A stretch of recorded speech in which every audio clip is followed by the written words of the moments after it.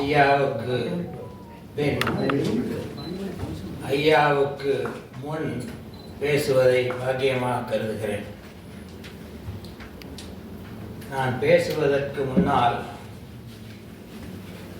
மேடையிலே இருப்பவர்களுக்கு நான் ஒரு ஓய்வு பெற்ற பேராசிரியர், நிறைய தேர்வுகளை நடத்தி படைக்கப்பட்டவன். நான் இன்றைக்கு இந்த மேடையிலே இருப்பவர்களுக்கு ஒரு தேர்வு வைத்துவிட்டு என்னுடைய பேச்சை துவங்கலாம் என்று இருக்கிறேன்.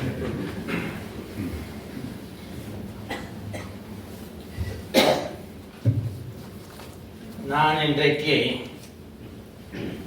ஒரு பரிசு, ஒரு அன்பளிப்பை கொண்டு வந்திருக்கிறேன்.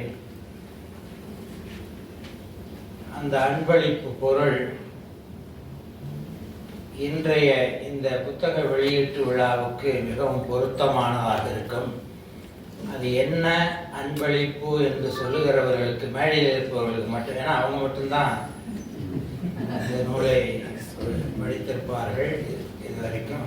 முதலிலே சொல்லுபவர்களுக்கு அந்த அன்பளிப்பை நம்ம தர்மசாஸ்திரா பெரியவர் அவர்கள் வழங்கி அடுத்ததாக என்னுடைய வாழ்த்துறையை ஆரம்பிக்கலாம் என்று இருக்கிறேன். விடை யூகிக்க முடிந்தவர்கள் கை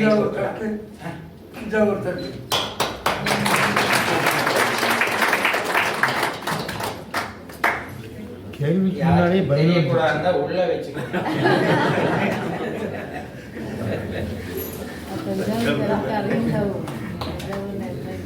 ஐயா வாங்கய்யா, நீங்க தான். ஆமா,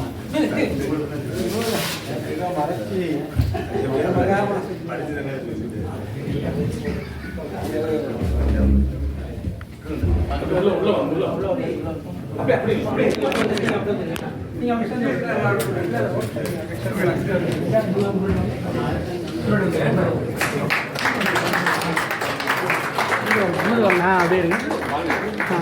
இங்கே பாருங்க, இங்கே பாருங்க.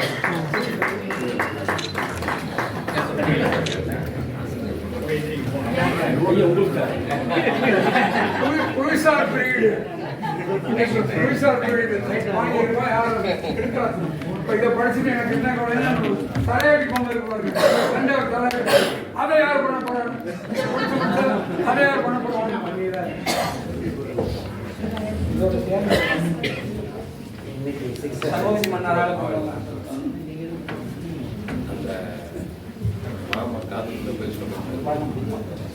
ஒவ்வொரு கூட்டத்திலும் ஒரு சிக்ஸர் அடிக்கும்னு நினைப்பேன். இன்னைக்கு சிக்ஸர் அடிச்சிட்டேன். அதான்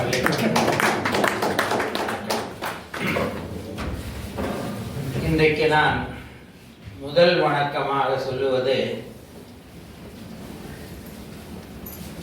இந்த கூட்டத்திலேயே இளம் வயதாக இருக்கிற நூலாசிரியனுடைய அன்பு மகன். அதாவது ஒரு 2-3 நிமிஷத்துல அப்பா அப்பான்னு எத்தனை நிமிஷம் சொல்றாங்க. இந்த சின்ன வயசுல அப்பா அம்மாவுக்கு பேச்சுக்கு பேச்சே அப்பா அப்பான்னு சொல்றாரு. அந்த பாக்கியம் நூலாசிரியருக்கு கிடைச்சிருக்கு. பண்பாட்டோடு எனக்கு சொன்ன உடனே ரொம்ப மனம் நிகழ்ந்து விட்டது. மகன் தந்தை காட்டும் உதவி போதுண்டா, இது போதும். வயசுல 2வது பாராட்டு அந்த அட்டைப்படம் வரைந்தது அவர் தான். அதுக்கு ஒரு கைது. பையனா நல்லா பார்த்துருக்கேன்.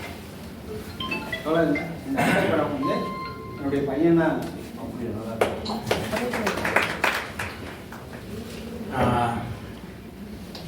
50 ஆண்டுகளுக்கு முன்னால் 1976 நான் டெல்லிக்கு போனேன். எம்எஸ்சி பிஹெச்டி படிக்க போனேன். 50 ஆண்டுகள் நிறைவேற்றுன்னு போன வாரம் என்னுடைய சுற்றத்தார் நண்பர்கள் தான் எனக்கு ஒரு 50 வருஷத்துக்கு முன்னாடியே டெல்லியில் போய் படித்தேன்னு சொல்லி ஒரு பாராட்டு விழா படித்தாங்க. அதற்கும் ஒரு 5 வருடங்களுக்கு முன்னால் இருந்து ஐயாவை தெரியும். இங்கே பிஎஸ்சி வேளாண் 55 ஆண்டுகளாக இந்த வேலாயுதம் என்கின்ற உயர்ந்த மனிதனோடு பழகுகிற பெருவாய்ப்பு கிடைத்திருக்கிறது. அவர் இருக்கிற உள்ளிட்ட அவையை வணங்குகிறேன். ஒரு மிகச்சிறந்த மனிதர். ஒரே ஒரு வேலாயுதம் ஐயா தான். ஒரே ஒரு வேலாயுதம், ஒரே ஒரு நல்ல கண்ணு. அவர் போன வாரம் பேசிட்டு இருக்கும்போது சொன்னாரு, சென்ட்ரல் ஸ்டேஷன்ல சென்னையிலிருந்து இவர் காலையில் இறங்கி ட்ரெயின்லேருந்து போகும்போது சில பேர் நல்ல கண்ணு உருவ ஒற்றுமை இருக்கு, நல்ல கண்ணு நினைச்சிட்டு இவர்கிட்ட பேக்கை வாங்க வருவாங்களாம்.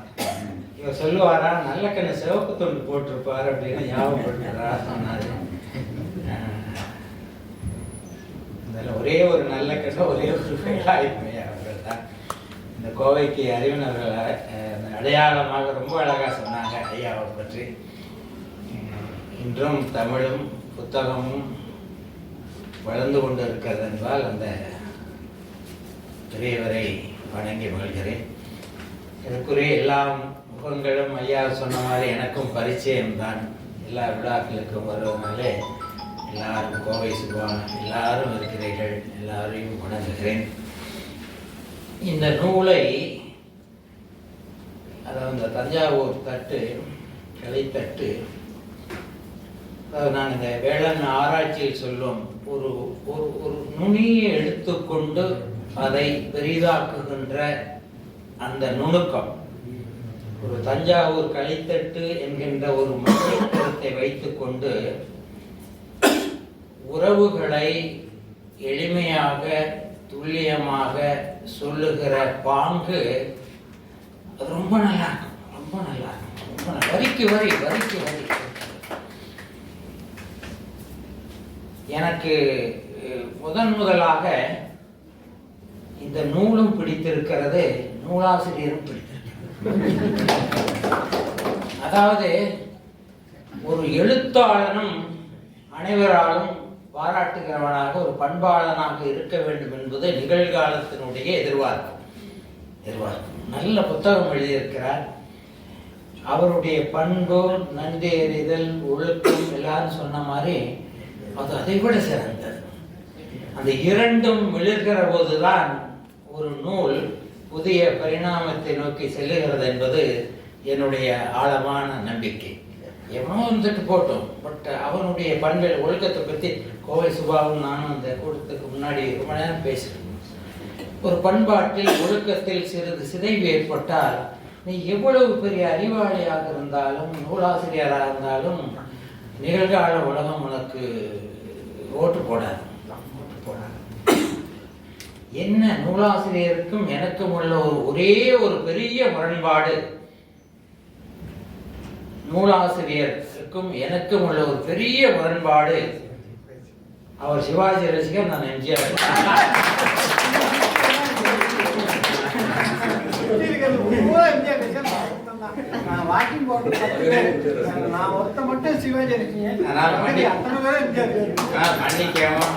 வீட்டுக்கு வந்த போது சொல்லல, ஏன்னா அப்ப சொன்னாங்க நீங்க கூட்டத்துக்கு வர வேண்டாம்னு சொல்லிடுவாங்க, பயமா இருந்தது, அதனால சொல்லல. ரொம்ப அழகா எழுதியிருக்காரு. இரண்டாவது ஒரு பெரிய நன்மை இந்த புத்தகத்தில் என்னன்னா, அந்த தஞ்சை மண்ணுடைய மனம் ஒவ்வொரு நிகழ்வுகளும் கவர்ந்துட்டே இருக்கு. இதை படிக்கிற போது நம்ம கோயம்புத்தூர்காரம்னா நம்ம ஊருக்கு சொந்தமான ஒன்றை பிடிச்சிட்டு இதை எழுதலாமா அப்படிங்கிற எண்ணம் நமக்குள்ள வரும். அதான் இந்த நூலினுடைய இரண்டாவது வெற்றி. நமக்கும் கோயம்புத்தூர்ல அந்த தஞ்சாவூர் கலைத்தட்டு மாதிரி ஏதாவது ஒன்றை பிடிச்சிட்டு, இந்த ஊருடைய புவிசார் குறியீட்டை ஒன்றை பிடிச்சிட்டு நாமளும் எழுதலாமா. ஏன்னா அவர் செய்த தொழிலை பற்றி தான் அவர் விவரிக்கிறார், ரொம்ப அழகாக விவரிக்கிறார். சில நேரங்களில் அந்த தஞ்சாவூர் அந்த வழக்கு மொழி புரியல, ஆனால் அழகாக இருக்காது, ரொம்ப நல்லா இருக்கு. திருப்பி படிக்கலாம் போல் இருக்கு. ஸோ எந்த மாவட்டத்துக்காரராக இருந்தாலும் அந்தந்த மாவட்டத்துக்கு ஏற்ற மாதிரி எழுதலாம் என்கின்ற ஒரு நல்ல உணர்வை முதல் புத்தகத்திலேயே அவர் ஏற்படுத்தி விட்டார். முதல் நூலிலேயே ஏற்படுத்தி, சொல்ல மறந்துட்டேன், தஞ்சாவூர் தமிழ்வாணன், தஞ்சை தமிழ்வாணன் ஐயா அழகா பாடினீங்கய்யா, எவ்வளோ அந்த அந்த நெருங்கிய நண்பர், நாங்களும் நண்பர்கள், எவ்வளோ வருஷமா அப்படியா, ரொம்ப நல்லா பாடினாங்க. ஒவ்வொரு கூட்டத்திலும் கூட இப்படி ஒரு அந்த இயல் சார்ந்த அந்த நூல் சார்ந்த ஒரு ஒரு ஒரு இந்த மாதிரி நிகழ்வோடு ஆரம்பித்தால் இன்னும் நன்றாக இருக்கும் என்று ஐயா கிட்ட சொல்லிட்டு இருந்தேன். ரொம்ப சந்தோஷமாக இருக்கிறது. நான் அண்மை காலத்தில் ஒரு 10-15 காலமாக அதிகமான முறை வாசித்த ஒரு புத்தகம் அந்த புத்தகம் தான். திருப்பி திருப்பி படித்தேன். அது நல்ல இசைவாகும், எல்லா விதங்களிலுமே மிக நன்றாக இருந்தது. அதனால ரொம்ப சந்தோஷம். 2 சிக்ஸர் போதுன்னு நினைச்சேன். வேற நீ வானம்பாடி தலைவரை பற்றி சொன்னாரு. ஒரே ஒரு இது, வானம்பாடிகள்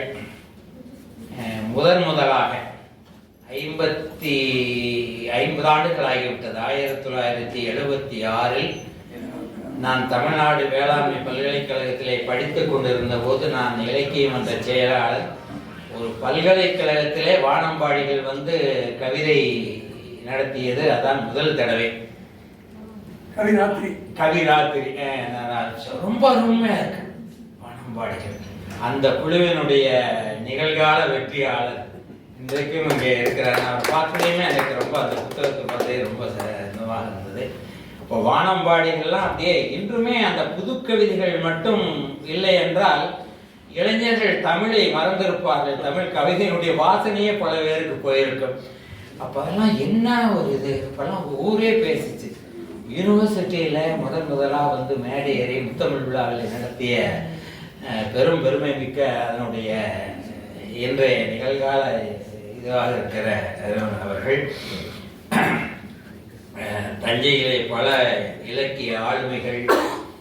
இவரும் இன்னும் பல நூல்களை படைக்க வேண்டும் என்கின்ற என்னுடைய வாழ்த்தாக சொல்லுகிறேன். அந்த நூல் ஆரம்பிக்கிறது எனக்கு எப்பவுமே அந்த புத்தகத்தினுடைய முதல் வரி படிப்பேன். அறிஞர் அண்ணா அந்த விடிந்தால் வெள்ளிக்கிழமை அப்படின்னு ஆரம்பிச்சிருப்பார். விடிந்தால் வெள்ளிக்கிழமை முதல் வரி. இவர் ஆரம்பிச்சுக்கிற அன்று ஆடிப்பெருக்கு. அதாவது உடனே அந்த இடத்துல போய் நிறுத்திடுவார். அந்த நிகழ்வை நிறுத்துகிற அந்த அந்த பாணி ஐயா சொன்ன மாதிரி இவர் முதல் நூல் இல்லை. இவர் முதல் நூல் என்றால் அதை நம்ப முடியாத அளவுக்கு இருக்கிற முத்தாய்ப்பான முதல் நூல். இவர் இன்னும் பல நூல்களை படிக்க வேண்டும். எல்லா நூல்கள் வெளியீட்டு விழாவுக்கும் என்னையும் வாழ்த்துரைக்கு அழைக்க வேண்டும் என்கின்ற அன்பான வேண்டுகோளை வைத்து, சிங்கப்பூரிலே ஒரு பழக்கம் உண்டு. புத்தக வெளியீட்டு விழாவிலே சிங்கப்பூரிலே ஒரு பழக்கம் உண்டு. நான் புத்தக வெளியீட்டு விழாவுக்கு சிங்கப்பூருக்கு சென்றிருக்கிறேன். புத்தக வெளியீட்டு விழா வந்து நம்மள அந்த கல்யாணத்தில் மொய் வைப்போம் அல்ல, அந்த மாதிரி ஒரு பாக்ஸில் வந்து கவரில் போட்டு மொய் வச்சுட்டு அவங்க போய் புத்தகம் வாங்கிட்டு அப்படியே போயிடுவாங்க. புத்தகம் வாங்கிட்டு அப்படியே போயிடுவாங்க. நல்ல பழக்கம். சிங்கப்பூரில் இன்னொரு நல்ல பழக்கம் என்னன்னா, அந்த தேசிய நூலகத்தில் தமிழ் சார்ந்த நிகழ்வுகளுக்கு ஃப்ரீ. அதாவது தமிழை வளர்க்க வேண்டும் என்று கூச்சலிடுவது மட்டுமல்ல, தமிழ் சார்ந்த நிகழ்வுகள் என்றால் முற்றிலுமே அது இலவசமாக நடத்தப்படுகிறது. வியந்து போனேன் தேசிய நூலகத்தில். ஸோ அந்த மொய் வச்சுட்டு போவாங்க. மொய் வச்சுட்டு அந்த பாக்ஸில் போட்டு போய் அந்த ஆத்தர்கிட்ட வாங்கிட்டு அப்படியே ஒரு மாதிரி. சில நேரங்களில் அந்த புத்தகம் அச்சடித்து அந்த செலவு விட வந்த மொய் பணம் அதிகமாகும். நினைச்சு தானே நம்ம கல்யாணத்துக்கு போகிறோம், சாப்பிட்ற அளவுக்கு நான் மொய் வைப்போம். நம்முடைய மேல் இருக்கிற அன்பு அளவுக்கும் அதிகமாக தான் மொய் வைப்போம். அந்த பழக்கம் எல்லாம் நம்முடைய ஊர்லேயும் புத்தக இது ஒரு புத்தக திருவிழாவிலே, நம்ம கோவை புத்தக விழாவிலே அன்பு சிவா அப்படின்னு அப்போ தான் ஆரம்பித்தேன். இந்த மொய்வெழுச்சி என்ற வழக்கத்தை நான் ஆரம்பித்தேன். இனிமேல் வருகின்ற நாட்களில் நாமும் வந்து மொய் வைத்து விட்டு, ஐயா கூட சொன்னாங்க ஒவ்வொருத்தர் 5 புஸ்தகம் வாங்கிட்டேன். நான் 10 புத்தகங்களுக்கான தொகையை மொய் வைத்து விட்டு 10 புத்தகங்களை வாங்கி செல்கிறேன் என்பதை கூறி விடைபெறுகிறேன். போன வாரம் ஒரு கல்யாணத்துக்கு போயிருந்தேன். அட கவரு கவருன்னு தேடிட்டு இருந்தேன். ஒன்றும் வேண்டாங்க சார், ஜிபே அனுப்பிச்சிருங்க அப்படின்னு சொன்னாங்க. அதே மாதிரி 10 புத்தகங்களுக்கான தொகையை நூலாசிரியர்களுக்கு நான் ஜிபே அனுப்பிச்சு விட்டு புத்தகங்களை பெற்றுக் கொள்கிறேன். அன்பார்ந்த